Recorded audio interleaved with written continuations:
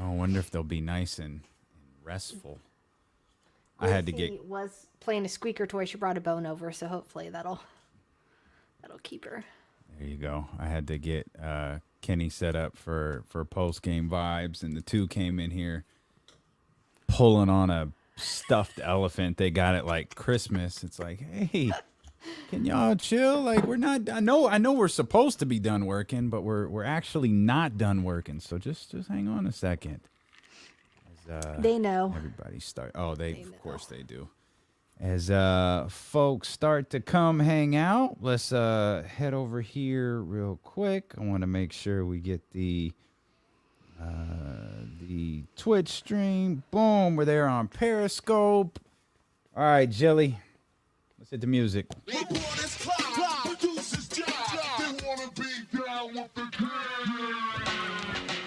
And we welcome you in here to the latest edition of the Kings Cast. I'm Damian Borling, along with my partner Joe Adge and Jilly. The Kings, 3-1. Oh, yep, and we've got Gracie. Gracie coming to hang out. Gracie's always here with us. Hopefully you're watching the show on twitch.tv/ESPN, or you're following along on Periscope or YouTube. Go find the ESPN 1320 channel. Over there on YouTube, we do tons of exclusive Kings content on all of those different platforms, and we are thrilled that you're here with us, as I am sure you are thrilled that the Sacramento Kings finished a 4-game road trip at 3-1, avenging another loss, if you will. They get that win back that they lost earlier this year to the Pelicans, and it wasn't a career night from De'Aaron Fox like the first one was, but it was a big night nonetheless. Yes, and especially when I've been getting comments from so many people about Fox being scared to take over games, or, Halliburton's already surpassing him. Things like this where back-to-back games, I mean, it was Fox put, those games on his shoulders. And we've seen him do it before, right? So we know it can happen, and that's part of, his growth and elevation and taking those steps, right, each year. And it was amazing to see. It was, no matter what they threw at him, they couldn't stop him. And then I just saw a post-game quote from him saying that he had said, I guess he told the team during the fourth quarter that we're holding them to 20 points. That's it. Like that's their goal, right? And they held him to 15. So last game it was 21. This game it was 15. And you know what I mean? And last game they lost it by, less than a bucket. So we're seeing a trend of fourth quarter defense, which if that keeps going, that's a good trend, right? And that gives you a lot of opportunity to actually to win these games. And I mean, as much as we want to talk about Fox too, but credit to Barnes again. Without Barnes playing like he's playing, the Kings aren't down 10, right? For Fox to be able to do, what he was able to do. So credit to guys like Barnes and Holmes and keeping them, in this game. And I felt bad for Bagley because that had to have been one of the weakest tosses that I've probably ever seen. I thought Marvin had the weakest technical foul ever until he got the second one. Then it was like, nope, that's the weakest technical foul ever. Like, Marvin's got like number 1 and number 2 is 2 of the worst technical fouls ever. Yeah, and it was even it was Sean Cunningham put up the audio and the replay of it, and so you could hear everything, and he's jumping up yelling, oh, like you can't say oh now, right? And jump up and down like oh. Game in and game out, we see guys screaming in the refs' faces, and nothing happens. And yet a guy spins in a circle yelling, oh, he gets tossed now. Who was it? What? Was it like it was the Indiana game? I think was it Bjornsson? Was it Bjornsson, the Pacers coach? He's screaming at the official 2 inches from his face with his mask pulled down. Off. Not a technical in sight. But Marvin gathered up 2 of those joints quick. Like, all right, that type of game. And I guess it took the drama out of whether Marvin was going to play in the fourth quarter or not, which I would have been terribly curious to see, given the way that fourth quarter wound up going. But those are just questions we'll never have the answer to, and it's probably better that way. I think Marvin has made some really, really positive strides lately. He was rightfully so. He was having a bit of a tough time with Zion Williamson. Zion didn't have like a monster game by any sorts, but he body had size, right? Yeah, he had trouble with. Again, it's Zion. I get it. It's gonna happen, right? I'm not going to be overly critical. Like Yeah. Marvin is certainly not alone in that camp of guys who have struggled with Zion Williamson. But yeah, I'm glad you mentioned Harrison Barnes, because normally, whether it's the radio show with Kenny or it's one of our podcasts together, we mention Harrison Barnes like 30 minutes into the show. It's like, oh, by the way, Harrison was really good. We will mention everything everybody else did good and everything everybody else did bad. But when it comes to Harrison, it always seems to get mentioned at the end. So I'm glad you brought him up right out the gate, because he had 24 more points today. He was 5 of 9 from 3. Again, he is just he's the rock for this team. I was going to say, so during that stretch at the beginning, right, when the Kings were winning, you saw him essentially dominating, right? Like, he's putting up big numbers. When the Kings had that losing stretch is when Barnes went through that stretch of, just tough, like, bad games, essentially, like, right? And the Kings are 3-1 on this road trip? Who had 4 great games? Harrison Barnes. Like, as much as we want to talk about everybody else, like, he seems to be that foundation piece that enables these other guys to build on, where, like someone put in here, old reliable, right? Like, it's essentially that's what him and guys like Holmes are becoming for this team, where it allows these other guys to progress and not have to force themselves into playing outside their game and to doing these things. Like for Bagley, the last couple games, he's really been playing inside himself, and they've gotten away from the ISO posts up and things like that. And he's kind of just playing within the flow of the offense. Yes, that's him progressing, but that's also, credit the rest of the team with how they're designing plays around him, essentially, and he's picking up on flows. But again, where you see Barnes struggling, you're going to see guys forcing things and playing outside of their best game. So when Barnes is on, it allows everybody else to stay on track and be on as well. Yeah, it does. And if we're going to pick apart, like Tyrese he just hasn't gotten into a flow shooting in the last, at least 3 games. I think he was 2 of 7 or something like that. I think he was 2 of 7 tonight. I feel like he was something similar yesterday or against Miami, and something similar the day before against Toronto. He just hasn't really found a groove on the offensive end.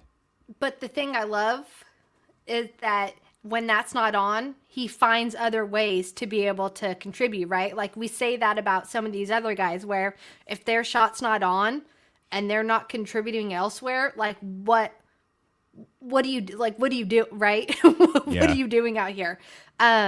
He's able to hit shots at the end of quarters, right? Like, that seems to be his thing right now, hitting threes in quarters. He's getting key steals, right, at certain times. He's finding the assists. He's leading guys like Bagley and Holmes right at the basket where they need to be able to go.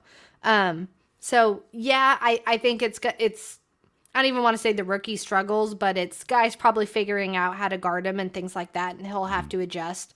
But it's nice that you're seeing a rookie be able to impact other parts of the games when his shot's not on.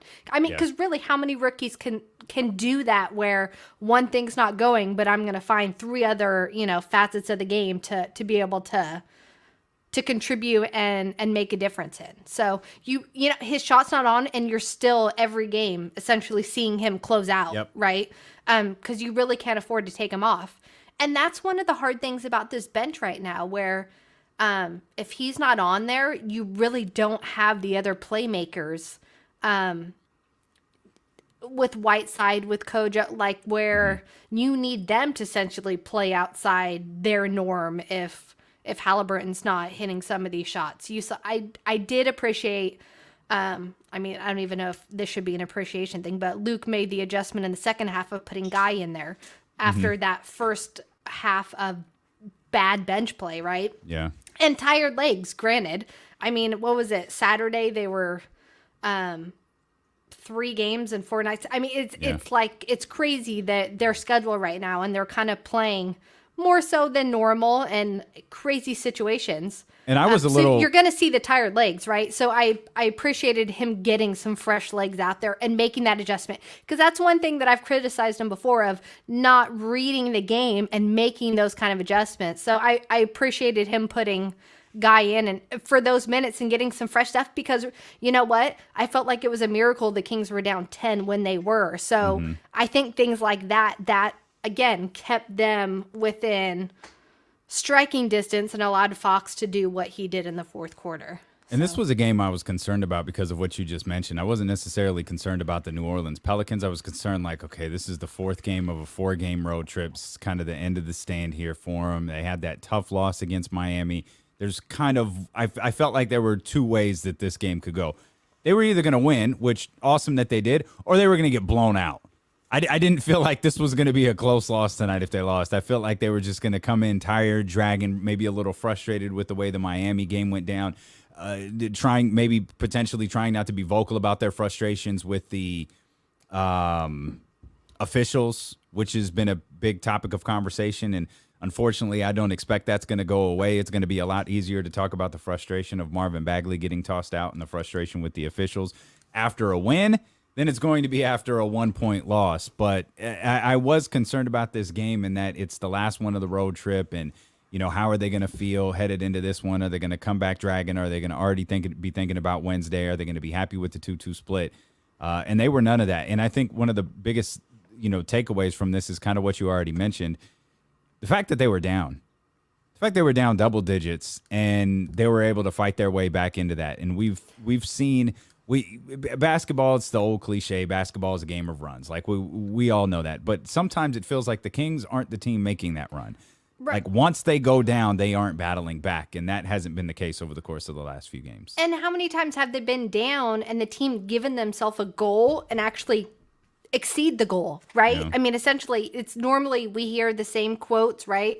Post-game over and over is, oh, we felt like we could do this, or we really know we should be doing this. Like, they actually did it. So props for doing it finally. Yeah. Whether it can be a consistent thing, we'll have to wait and see. But another thing is, I've talked about this on here before, the hustle stats, right? How I always talk about how we don't have anybody on the hustle stats, and a lot of times that can make, when you lose a game by a point, that can make or break a game, right? We now have 2 Kings on the hustle stats in the top 10. We have Bagley at 6th for charges, taking charges per game. And then Fox for loose balls. So again, our 2 young guys, right?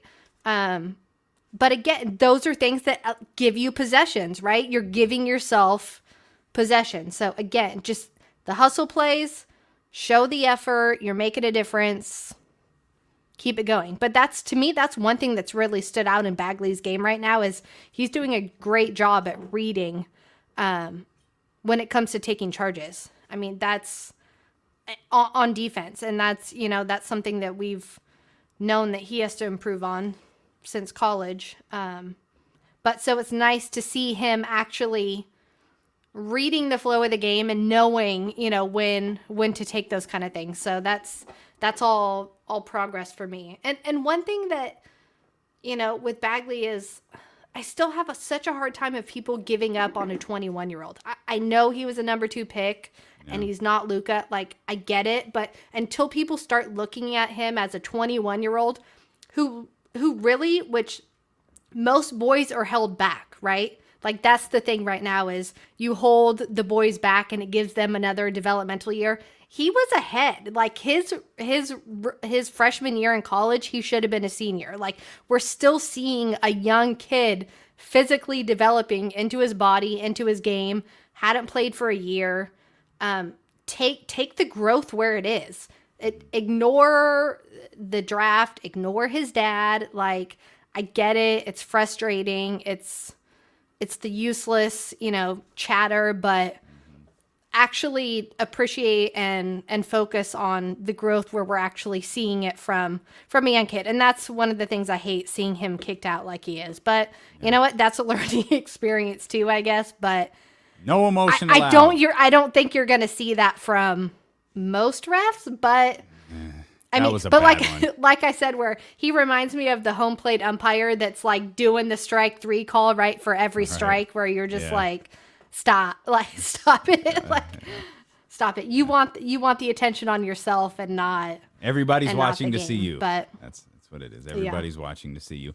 A couple of quick notes here, real quick. If you're on YouTube, please like, subscribe, do all of that stuff. If you're on Periscope and you want to get on Twitch or whatever it may be, twitch.tv/ESPN1320. Or if you're just listening to the podcast version, you can watch along here when we do these live on those ESPN 1320 channels. Kenny Caraway retweeted this from NBA Central. I want to share it with you. Jill, De'Aaron Fox's last 7 games, points to rebounds to assist, 38, 4 and 12, 36 and 6, 24, 2 and 4, 16, 8 and 10, 22, 3 and 7, 25, 4 and 7, and dating back to the last Pelicans game, 43, 4 and 13. I know Mark Jones tweeted something about this today. De'Aaron's putting up all-star numbers. He said he talked to a Western Conference all-star coach, and they said they felt that Fox was playing that he should be an all-star this year. And we're starting to see it in the win columns. Yes, we're not 500, but we're seeing the trends, right? And as long as the Kings keep winning, he will get talked about. I think regardless if we're on national TV or not, at some point the wins and losses will speak for itself, right? But not just that. Teams are having to adjust the same way they did with DeMarcus Cousins, right? Teams are having to adjust their game plan specifically for De'Aaron Fox. That doesn't happen to every single player in this league, right? That's usually an all-star, right? That coaches are specifically having to make adjustments and design their defense after, right? I mean, it was DeMarcus, you were seeing guys double and triple teamed constantly on a basis. And it's nice to see him get talked about. But I mean, whether it actually ends up happening, Here's the thing, though. When you look at how scattered the league is right now, like Dallas just lost their 6th in a row tonight. And so Dallas right now as it stands, and I understand we're still 11. Yeah, we're still a ways away from All-Star selection. I guess there's actually an All-Star game, but we're 2 games back from the 8th seed, right? And we're still a good amount of ways, games away from the All-Star. But Luka's going to be an All-Star. Yeah, but Luka's going to be an All-Star, right? And Dallas is going to could potentially have a worse record than the Sacramento Kings. I mean, you can look around, and Zion's going to be an All-Star, probably. But is Dallas getting the national games? Yes. Yeah. I mean, that's Zion getting the national games. Yes. Man, you would be working really. I mean, De'Aaron's not going to get voted in. This is going to be the coach. Same way right? It's the same way Boogie had to get in. Was the You'd coaches be working, saying you deserve to be there, right? And how long did it take Lillard, right? I mean, for as good as he is, and he put up numbers all the time, and Blazers were in the playoffs at that point, and he still wasn't getting love. Yeah. But you know what? Who I keep seeing, it's the Suns are 10-8, and Chris Paul, doing Chris Paul. So I have a hard time seeing Chris Paul and Booker not in there, just based on the name alone, right? So it's another one of those things where at least some of these Harden, Westbrook names are getting back into the East. Durant, but it's still, I think, a hard time in the West. But I mean, I don't know what more Fox can do, honestly. He's doing everything he that has to get in. He has to get in. It's Booker, Chris Paul. I mean, I'm sure Steph will get voted. Dame. I mean, whichever guy doesn't get voted will wind up getting in through the coaches. I mean, no one on. I mean, John Wall's been really good. I don't know that I don't think he's all-star good. He's been really good though. Oh man, they're gonna try. They're gonna try to find a way.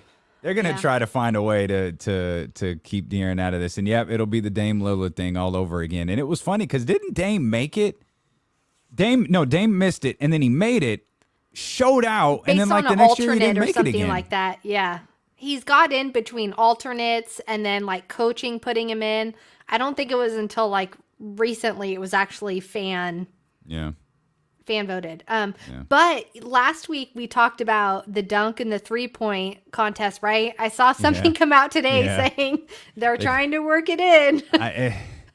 What are you guys doing? Like there was a game canceled right before. There was a game canceled right before tip tonight. Although, did you see that Atlanta had courtside seats going today, and a lady got in. A lady got into it with LeBron. Yeah, she was getting kicked out. Okay, I heard that. Is that I didn't what they're going to realize try and do? Wow. Maybe they'll have like one row of courtside for All-Star. Like if that's where we're going now. So it would be like all the rappers, and actors and the celebrities who participate. Are they going to do the celebrity All-Star game too? It seems we're hell bent to do this. But these ladies were all done up, right? They were all done up and yelling at LeBron and taking their masks off and yelling and putting it back on. And then they had the video going so that if you kicked me out, I'm still recording you while you're kicking me out. Oh, I've got to go. Only in Atlanta, right? Atlanta was good.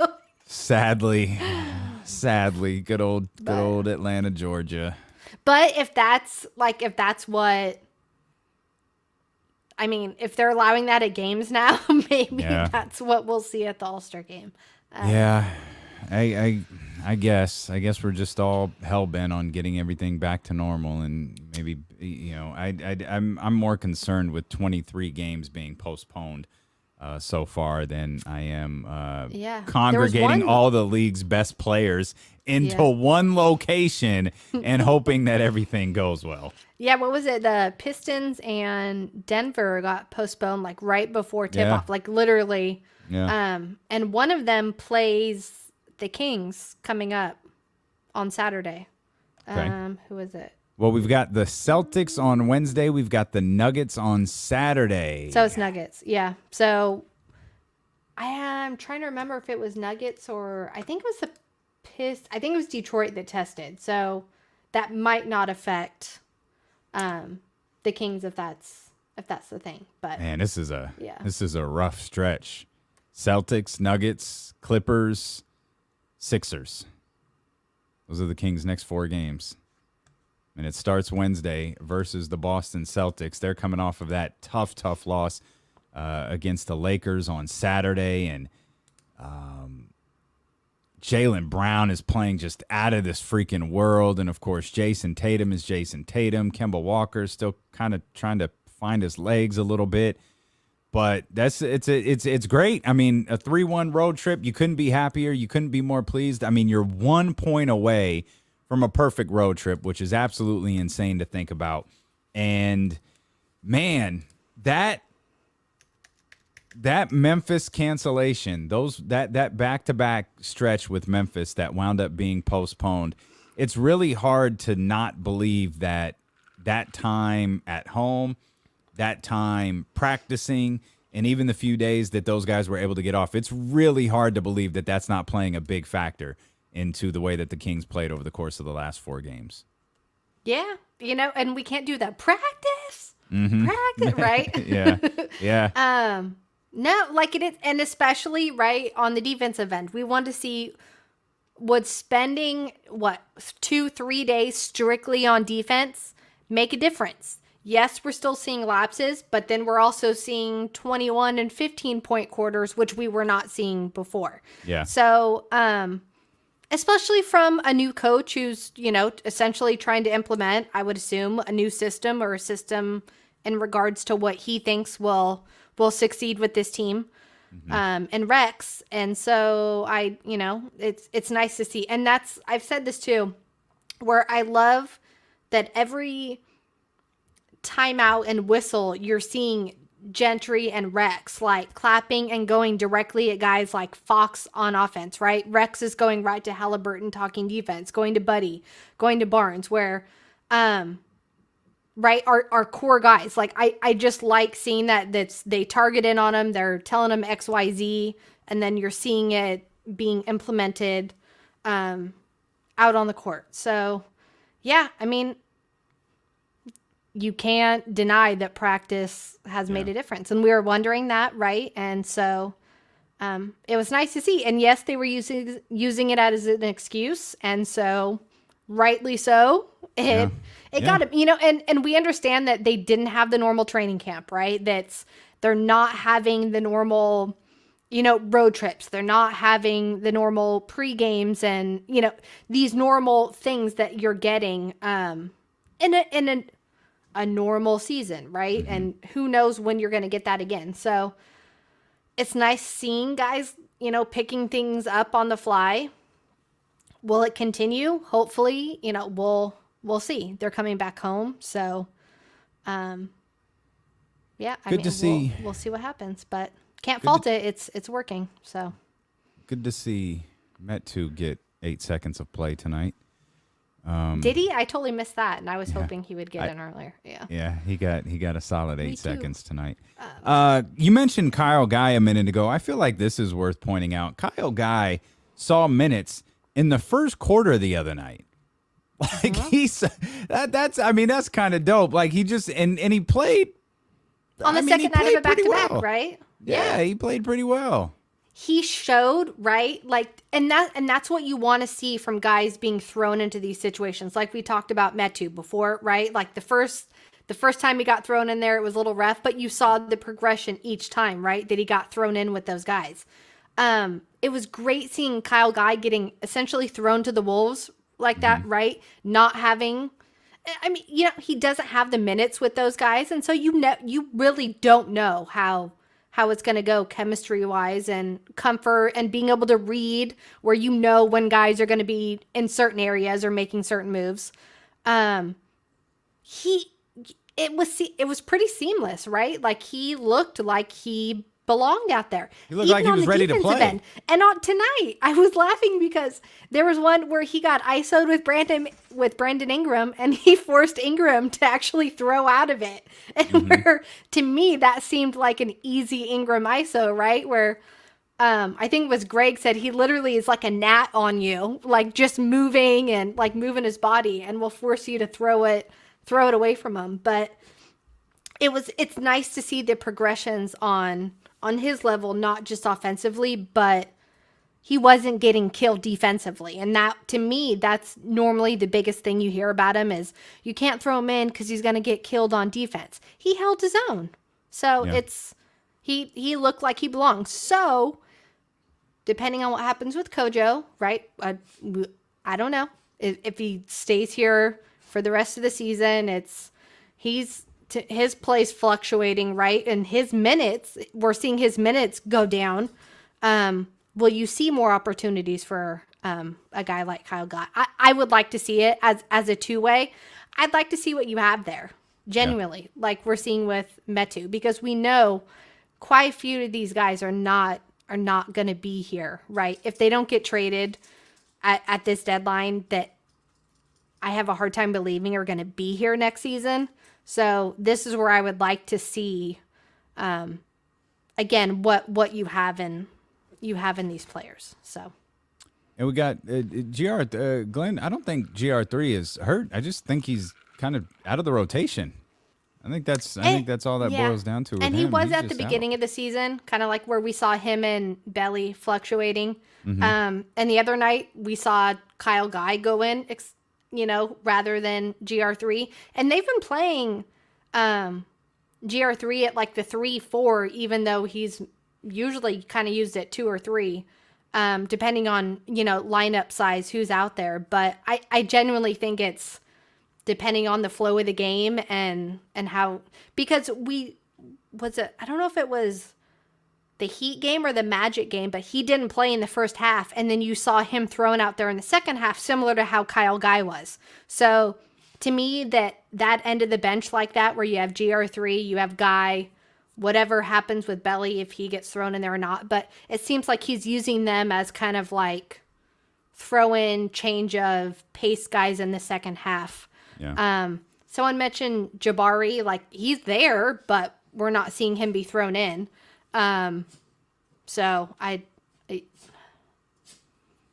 don't know what's good. I mean, Celtics are up next in a brutal stretch for the Kings that includes the Nuggets, the Clippers, and the 76ers. But they finished this 4-game road trip, 3-1. Absolutely fantastic stuff. We appreciate you so much for being with us. If you're listening on the audio version of the podcast, subscribe, rate, and review. Tell all your friends about the Kings Cast here, the Sacramento Kings podcast on the Hoop Ball Podcast Network. If you're watching along, please hit the thumbs up on YouTube. Let everybody know that you like this. Follow along on Twitch and do all of that fantastic stuff. Jill? I would say this thing about Jabari is I would remember, too, that supposedly we're going to be seeing Jeffries coming back, where if Jeffries was healthy, you wouldn't be talking about GR3. You wouldn't be talking about Kyle Guy. Sure. You would, I don't think you'd be talking about any of those guys, and it would be Jeffries getting those minutes. So I would say, I mean, I want to say in at least the next week or two, we're supposed to be getting that update on him. So that's the name I would be looking out for coming back and getting the minutes as it comes, because he did earn that and earned Luke's trust last year based on his play. So I have a hard time with him not healthy, seeing him not getting some time in here. Yeah. And that's the important thing. But we're not talking about major minutes. We're just talking about rotational time. Like Kyle Guy did a fantastic job the other night with. I think he played damn near 15 minutes. Tonight it was only Jay-Z 444. But he did. You talk about staying ready, getting out there on the floor when you haven't played in weeks, man. He did a fantastic job. Yep. We appreciate you so much for listening. We appreciate you so much for watching. Again, make sure you follow all the ESPN 1320 social channels, as we have tons of content popping up for you here before Kings games, after Kings games, and all of that great stuff. For Joe Adge, I'm Damian Barling. We thank you so much for tuning in. We'll see you next time.